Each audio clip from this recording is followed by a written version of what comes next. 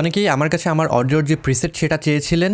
অডিওর প্রিসেটটা আসলে দিলেই কিন্তু আপনার অডিওটা ভালো হয়ে যাবে, ব্যাপারটা ওরকম না। কারণ অডিও বিষয়টা ডিপেন্ড করে আপনি যে জায়গায় বসে রেকর্ড করছেন সেটার উপরে, যে মাইক্রোফোন দিয়ে রেকর্ড করছেন সেটার উপরে, এবং আপনার ভয়েস সেটার উপরে কিন্তু অনেক কিছু ডিপেন্ড করে। সো আমার যে অডিও প্রিসেট রয়েছে সেটা যদি দিয়ে দেয় অটোমেটিক্যালি কিন্তু আপনার ভয়েস আমার মতো শোনাবে না, কারণ আমার ভয়েসটা ডিফারেন্ট, আমার মাইক্রোফোন ডিফারেন্ট, আমি যে জায়গায় বসে রেকর্ড করছি সেটা ডিফারেন্ট। তো আজকে আমি আপনাদেরকে আমার অডিও প্রিসেটটা দিয়ে দেবো এবং তার সাথে সাথে দেখাবো কিভাবে আমি আমার অডিওটাকে প্রসেস করি, যাতে করে আপনারা সেটাকে আপনাদের প্রয়োজন অনুযায়ী টুইক করে নিতে পারেন। This is your host James Prince and welcome to JP stream.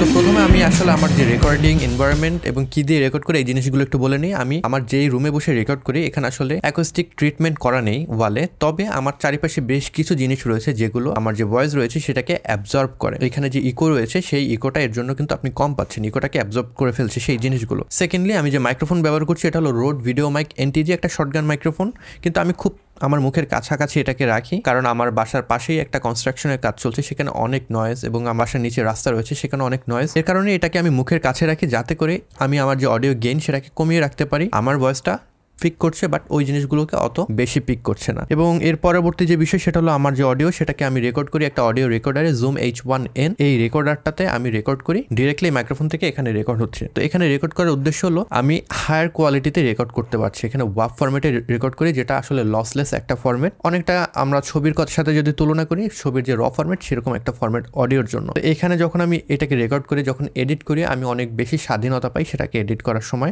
MP3-তে যদি আমি রেকর্ড করতাম তাহলে যে অপশনটা তো আমি এখানে সাইজ কম পেতাম, কিন্তু আমার অডিও কোয়ালিটি কিন্তু অত বেশি হাই কোয়ালিটির হতো না। এর কারণে আমি ওয়াভ ফরম্যাটে এখানে রেকর্ড করি, লসলেস ফরম্যাটে। তো এখন মূল প্রক্রিয়া চলে আসা যাক। আমার এখানে ভিডিও রয়েছে যেটা আমি ক্যামেরায় রেকর্ড করেছি, এবং এখানে আমার অডিওটা রয়েছে।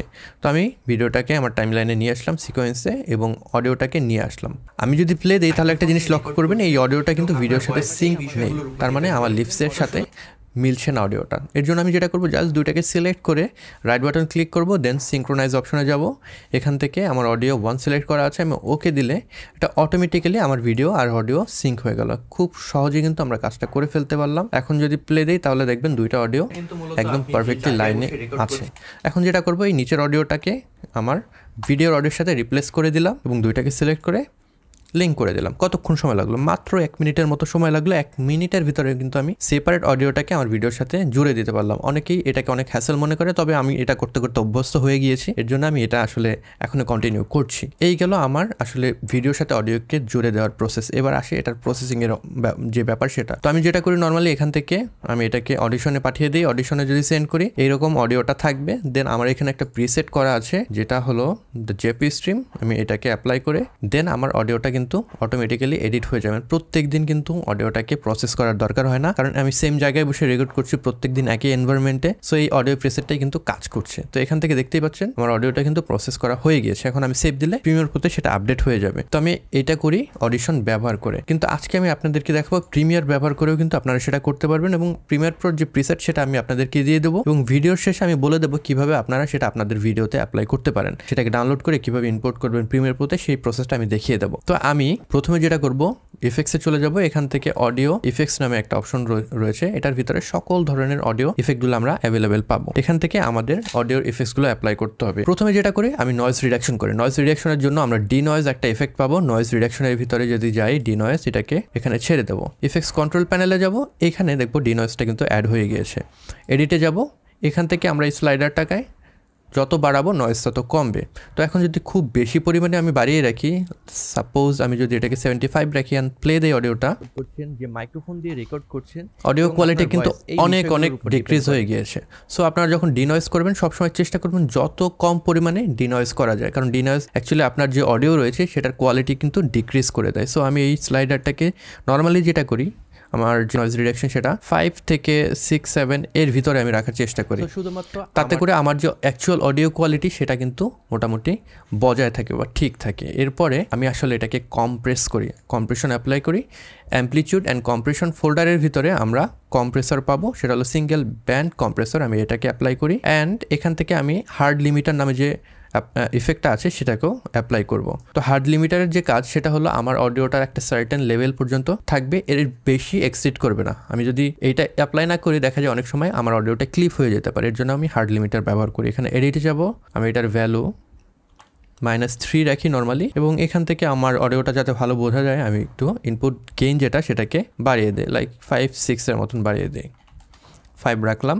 অ্যান্ড এবার কম্প্রেশনে চলে যেতে হবে। আমরা যদি কম্প্রেসরে যাই, এখন যদি প্লে দিই নর্মাল অডিও থাকবে, যে প্রিসেট রয়েছে সেটা ডাউনলোড করে অ্যাপ্লাই করলেই যে আপনার কম্প্রেসরের কাজ হলো, আমার অনেক সময় দেখা যায় আমি কিন্তু একই লেভেলে কথা বলি না, অনেক সময় আস্তে আস্তে কথা বলি, অনেক সময় জোরে জোরে কথা বলি। সো কম্প্রেসর এই জিনিসটাকে লেভেল করে সব অডিও, আমার যে লোয়েস্ট ভলিউম রয়েছে এবং হাইয়েস্ট ভলিউম রয়েছে সেটা একটা এভারেজ করে, যাতে করে থ্রু আউট দ্য ভিডিও আমার অডিও লেভেলটা সেম থাকে। এর জন্য আমি যেটা করবো, ডিফল্ট থেকে ভয়েস ওভারের যে কম্প্রেসর সেটাকে অ্যাপ্লাই করবো এবং এখান থেকে কিছু জিনিস টুইক করবো। প্রথমে হলো আমার রেশিও, আমি রেশিও এত বেশি রাখি না, আমি রেশিও 5 এর মতো রাখি, 4 এর মতো রাখি, এই লেভেলে রাখি। তো এই বিষয়ে কিন্তু ডিটেলস অলরেডি ভিডিও আছে, আপনারা অডিশন যে প্লে লিস্ট আছে সেটার ভিতরে গেলে প্রত্যেকটা বিষয়ে আলাদা আলাদাভাবে ভিডিও পাবেন। কম্প্রেশন, নর্মালাইজ, দেন ইকিউ, এই বিষয়ের উপরে আলাদা ভিডিও তৈরি করা আছে। তো এখান থেকে থ্রেশহোল্ডটা আমি একটু আস্তে আস্তে বাড়াবো, আমার যে ভিডিওটা প্লে দেবো এবং দেখবো আমার থ্রেশহোল্ড কতটা আমার এই অডিওর জন্য যায়। অডিশনে যদি যেতাম তাহলে কিন্তু অডিশনে আমি এই গ্রাফ দেখে আমি কতটা লেভেল অ্যাপ্লাই করবো, জাস্ট এই গ্রাফ দেখে আমি বুঝতে পারছি আমি 21, 22 এর মতন যদি থ্রেশহোল্ড অ্যাপ্লাই করি আমার এই অডিওর জন্য ঠিক আছে। তো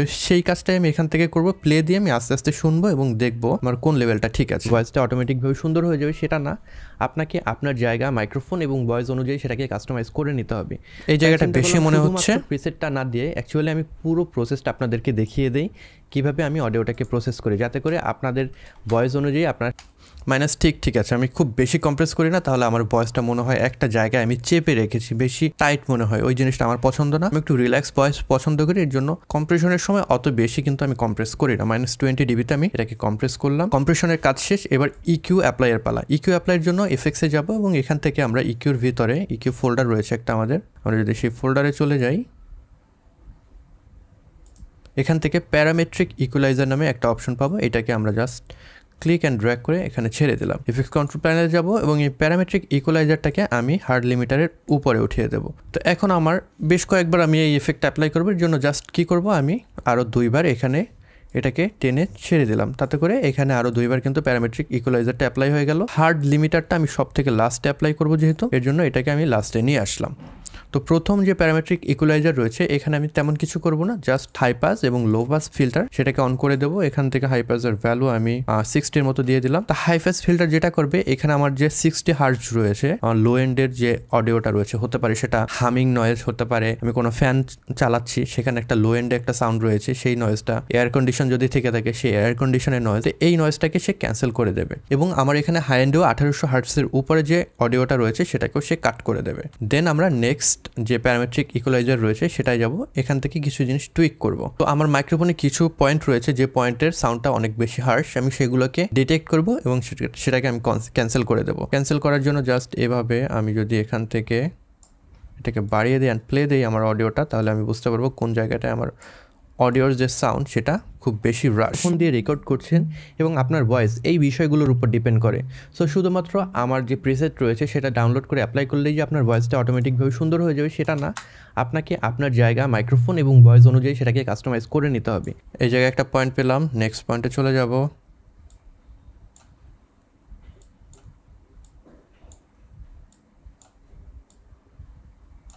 তাই চিন্তা করলাম শুধুমাত্র প্রিসেটটা না দিয়ে অ্যাকচুয়ালি আমি পুরো প্রসেসটা আপনাদেরকে দেখিয়ে দেই কীভাবে আমি অডিওটাকে প্রসেস করি, যাতে করে আপনাদের ভয়েস অনুযায়ী আপনারা সেটাকে টুইক করে নিতে পারেন।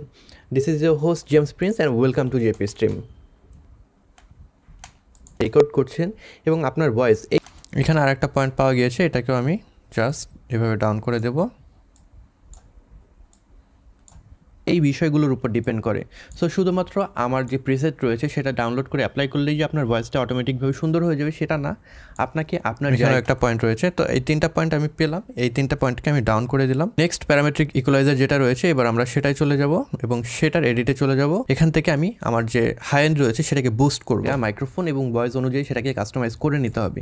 তাই চিন্তা করলাম শুধুমাত্র প্রিসেটটা না দিয়ে অ্যাকচুয়ালি আমি পুরো প্রসেসটা আপনাদেরকে দেখিয়ে দিই কীভাবে আমি অডিওটাকে প্রসেস করি, যাতে করে আপনাদের এখানে আমি হাই এন্ডটা অনেক বেশি বুস্ট করে ফেললাম। সবাই যে হাই এন্ড বুস্ট করবেন সেরকম না, আমার এই পার্টিকুলার যে মাইক্রোফোন হাই এন্ডে এটার রেসপন্স খুবই কম, এই জন্য হাই এন্ডটা বুস্ট করলাম যাতে করে ওই রেঞ্জের আমার কিছু ফ্রিকোয়েন্সি আমি রিকভার করতে পারি। অ্যান্ড আমার এটা লো এন্ডে অনেক বেশি রেসপন্স, এর জন্য আমি লো এন্ডে কিছুটা ডাউন করে দেবো।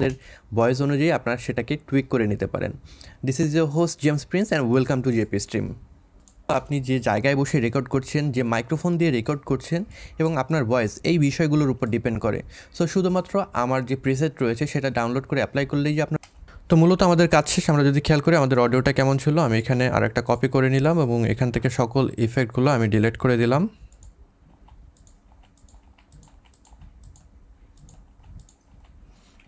করছেন যে তো এখানে ছিল আমাদের আগের অডিওটা, আর এখন অটোমেটিকভাবে সুন্দর হয়ে যাবে সেটা না, এরকম একটা অডিও পাচ্ছেন।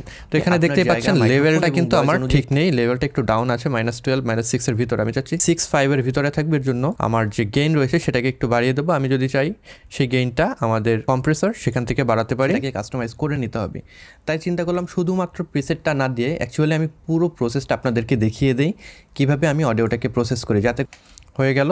তো বিফোর, তো শুধুমাত্র জায়গা, মাইক্রোফোন এবং ভয়েস অ্যান্ড আফটার। এখন আরেকটা জিনিস খেয়াল রাখতে হবে, সেটা হলো অনেক সময় কিন্তু নিঃশ্বাসের সাউন্ড থাকে। যখন খুব মাইক্রোফোনটাকে কাছে নিয়ে আমি কথা বলছি, যখন নিঃশ্বাস নিচে একটা সাউন্ড কিন্তু থেকে যায়। আমি যদি আপনাদেরকে দেখাই, এই জায়গাটা কিন্তু আমার নিঃশ্বাসের সাউন্ড আমি দেখতে পাচ্ছি, কাস্টমাইজ করে নিতে হবে।